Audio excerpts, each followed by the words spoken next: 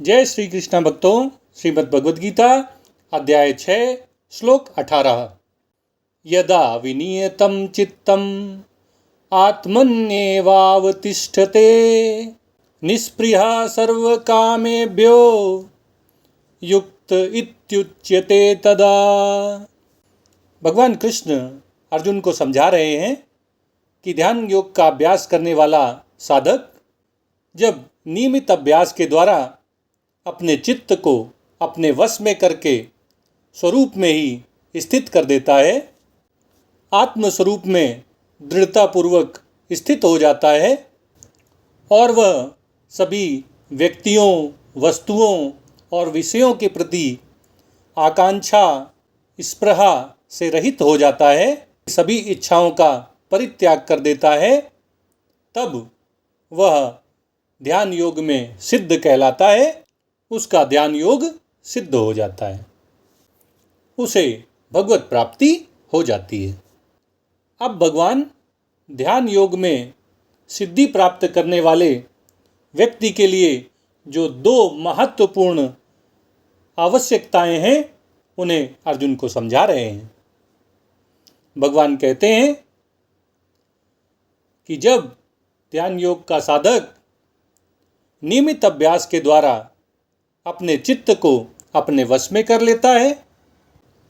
आत्मस्वरूप में चित्त को स्थिर करने का लगातार प्रयास करते रहने से जब साधक का चित्त दृढ़तापूर्वक आत्मस्वरूप में स्थित हो जाता है, जब साधक का चित्त परमात्मा में ही भली भांति स्थित हो जाता है,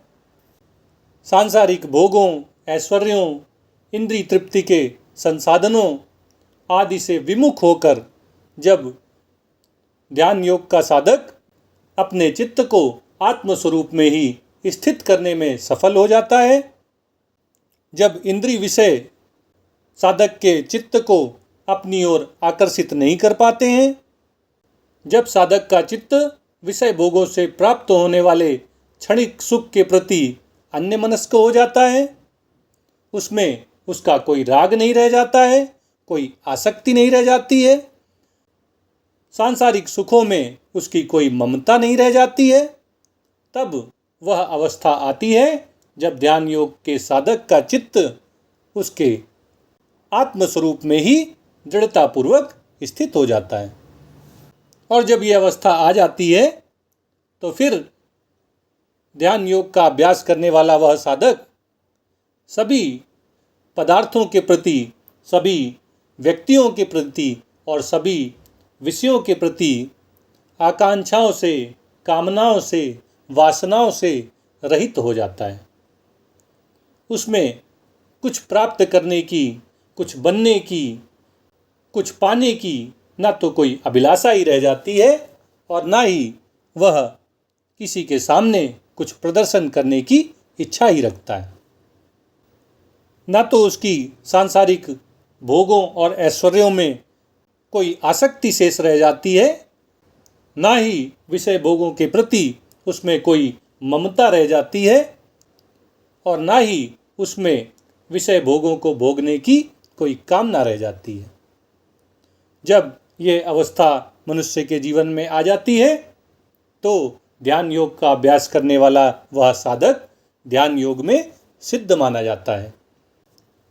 वह ध्यान योग के फलस्वरूप प्राप्त आत्म साक्षात्कार से युक्त कहलाता है। इस प्रकार भगवान कृष्ण अर्जुन के माध्यम से हमारे सामने ध्यान योग में सिद्ध व्यक्ति की दो कसौटियां कस रहे हैं।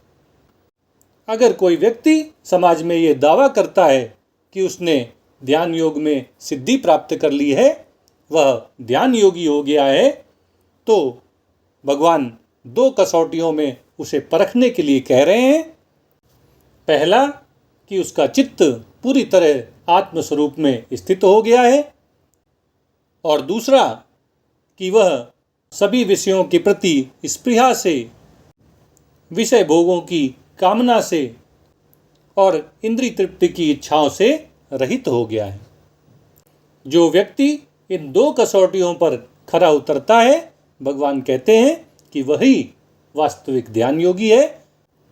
उसी ने वास्तव में ध्यान योग में सिद्धि प्राप्त की है।